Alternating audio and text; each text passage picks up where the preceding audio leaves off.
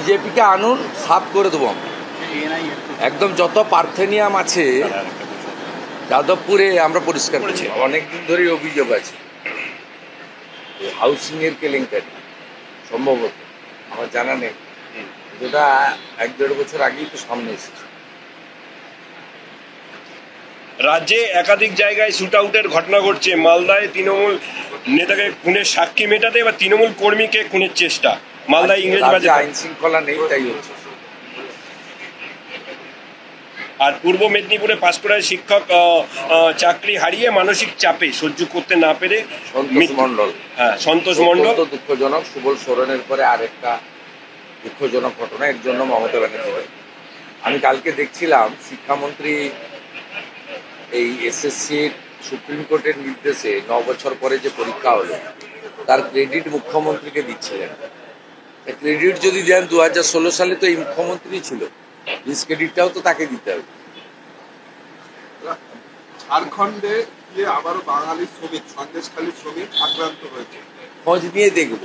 সব অধিকাংশই ভুয়া প্রচার। যেমন হরিয়ানা সরকার প্রেস রিলিজ করেছে, আমরা গভর্নরের কাছ থেকে পেয়েছি যে 1000 জন মতো বাংলাভাষীকে তারা তুলেছিল আলোচনা, মানে তদন্ত করার জন্য। তার মধ্যে 915 জন বাংলাদেশি বেরিয়েছে, বাংলাদেশি মুসলিম যারা অনুপ্রবেশকারী। অতএব এই বিষয়ে খোঁজ নিতে হবে। আর অনেক সময় এ রাজ্যের পুলিশও অনেককে ডিটেন্ড করে জিজ্ঞাসাবাদের জন্য।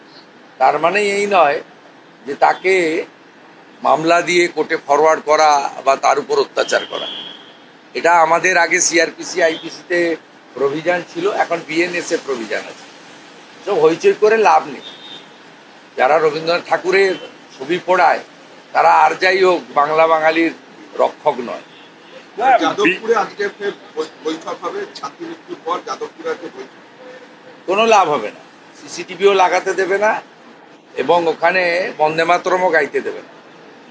যাদবপুরে আলট্রা লেফট যারা গোমতী থেকে গোদাবরী আলাদা দেশ চায়, সংবিধান মানে না, অর্থাৎ পরিষ্কার কথা মাকু যাদের বলা, যারা হেরোইন, চরস, গাঁজার আখড়া করেছে ওখানে, এরা ওখানে আমাদের ইউজিসি বা আমাদের যে শিক্ষা ব্যবস্থা তার যে অন্যান্য বিশ্ববিদ্যালয়ের যে পরিবেশ সেটা তৈরি করতে দেয় না।